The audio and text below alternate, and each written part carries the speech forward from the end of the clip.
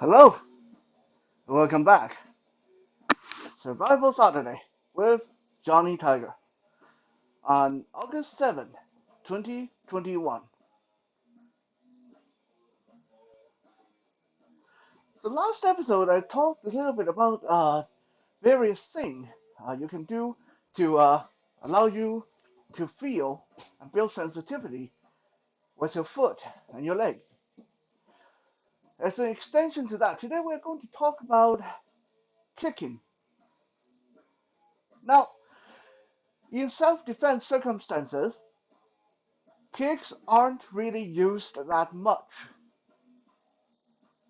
And why is that? I mean, usually the only kind of kicks we see in self-defense is the standard kick to the groin. But even that has a high chance of failure, or have a high chance of things don't work out as you intend them to, as it's usually the case in self-defense. Let me give you guys a story first before we proceed. Back in 2013, 2014, when I competed for Canada during the Tefisa World Championship, um, which, by the way, this tracksuit that you see me on wear so often on camera, this was my ceremonial uniform for that competition. Uh, Not the official uniform. This was more the uniform for when I was speaking and receiving medals and stuff like that. The actual martial art uniform, I don't really put on that much. But anyway, the Tefisa World Championship.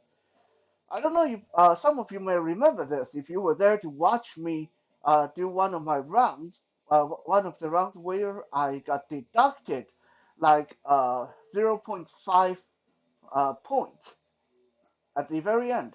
Uh, the point that if I had, I probably would have taken gold for Canada, but I didn't. So I ended up with silver. How did I lose that point? When at the end of my movement, when I brought my attacker down to the ground, suddenly I decided, well, I'm fighting on the world stage. I should make this more fancy. I should pretty this up. So rather than do a regular crude stomp on the head and then walk away, like how we are supposed to do in self-defense, I went into fancy martial art mode. So my opponent laying there on the ground in front of me, I spin around and whipped around leg high and brought my leg down right onto his face. At least that was the plan. However, the moment I spun back, my leg up and ready to go, my heel, as you guys can see, my pant leg is a little bit long on the uniform. My heel landed on my own pant leg and I spun out of control. And I ended up falling down myself. Now I was able to turn that fall into a very graceful forward roll and end up back on my feet.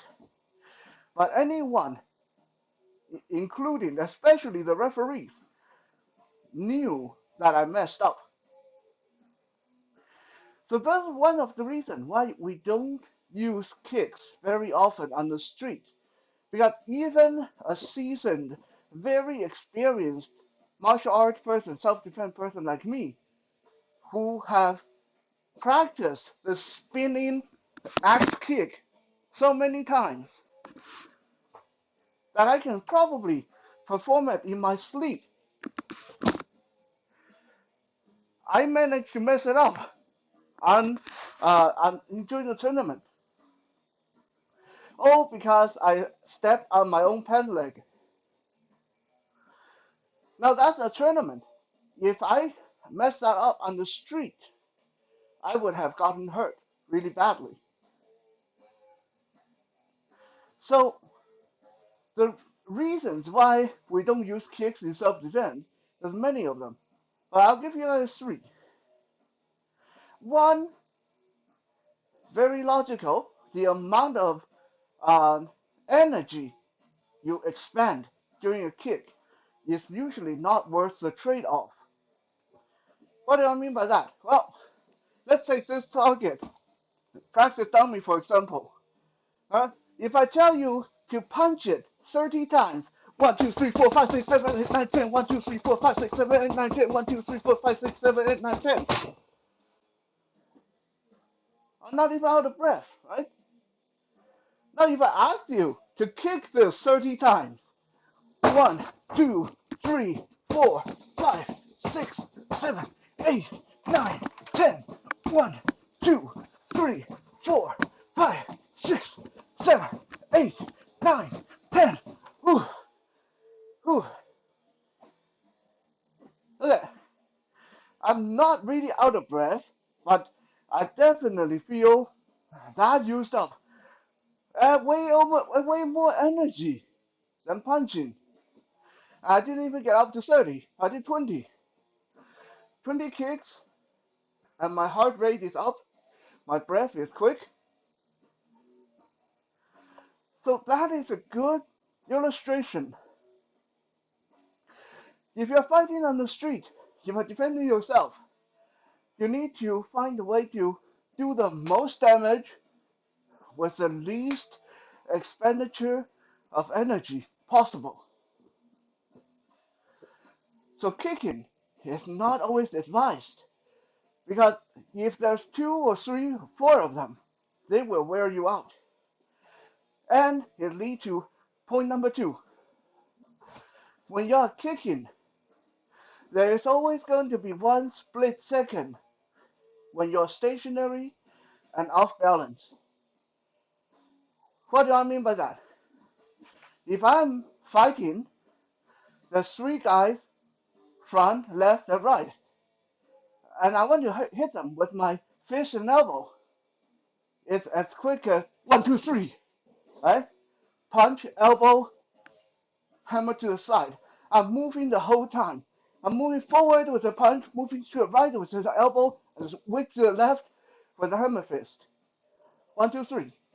Under 2 seconds. Okay?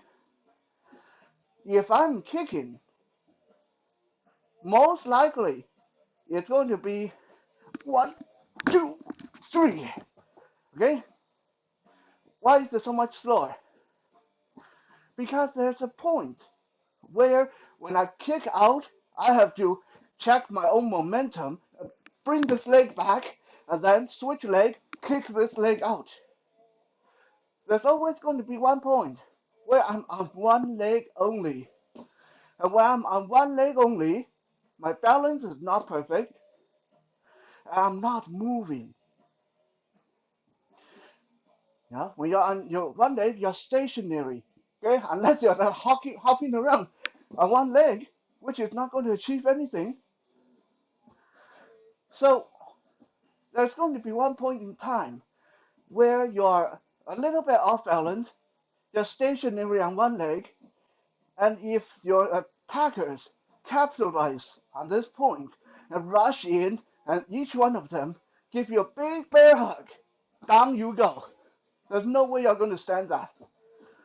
Okay? So, uses more energy and it leaves you open. 3. If I hit someone with my hand and elbow, and that person suddenly block it with something hard, or let's say I miss, rather than hitting the target, I hit the wall. The most that's going to happen is I damage my hand. I hurt my hand. Okay? But I can still run away. If I throw a big, powerful kick, and believe me, it has to be a powerful kick. There's no point throwing light kicks. I throw a big, powerful kick, and then I break my shin on the person's shin. Let's say I have a Anderson Silva moment where I kick and my shin meet their shin, and their shin happen to be harder than my shin. Now my leg is broken. Now I can't run away. I can't even stand up. I'm done. Okay, so when you kick, you're gambling a lot on that kick.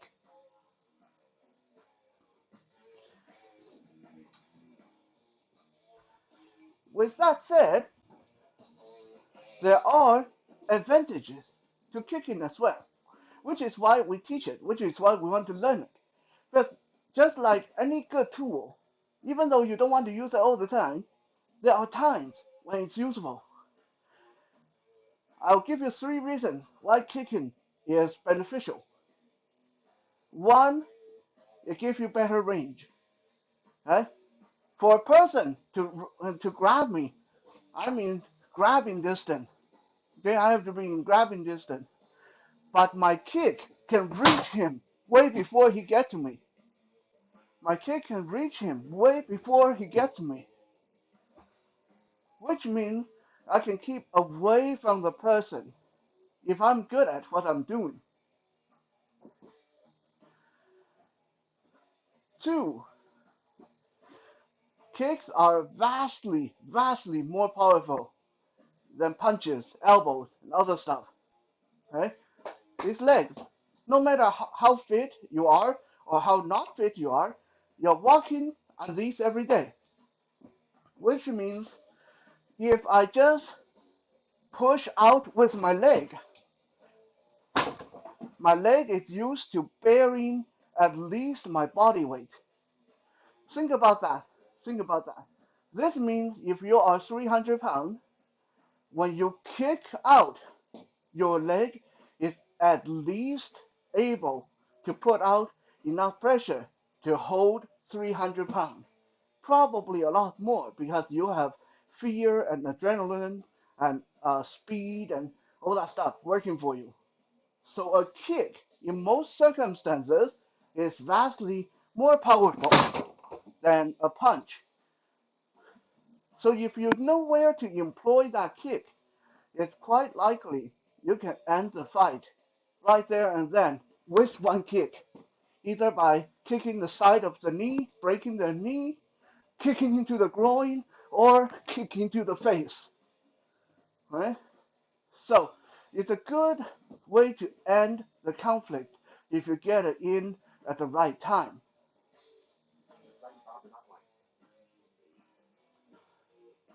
Three, while most of us don't walk around wearing armors or thick fighting gloves on our hand, most of us do wear shoes when we're out and about, which means when you're striking with your feet out there on the street, you're striking with a lightly armored part of your body, which means while if I'm out here with barefoot, I hit the person on the shin with the side of my foot.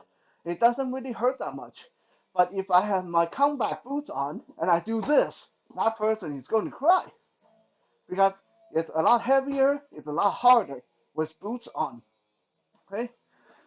So your feet are usually covered by some kind of protection, some kind of armoring, which means when you make contact, it's going to hurt them a lot more than it would hurt you if you know where to kick.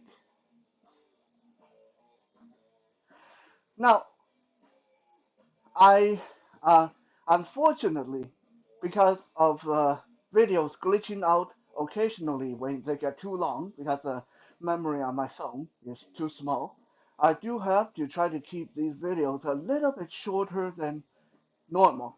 Back when I could directly upload a film from the YouTube app, I was able to do long videos, no problem. But now that I have to use a different camera app, it's starting to glitch when videos get too long. So I will wait until next episode when I talk to you guys about how to get more out of your kicking. Today we will end it here on a good positive note that kicking, while dangerous, have its own set of benefits in self-defense. But again, you got to know to use it at the right time, the right place. Thank you for checking out today's Survival Saturday. We'll be back again tomorrow for Soul Search Sunday. For now, have a good rest of the day.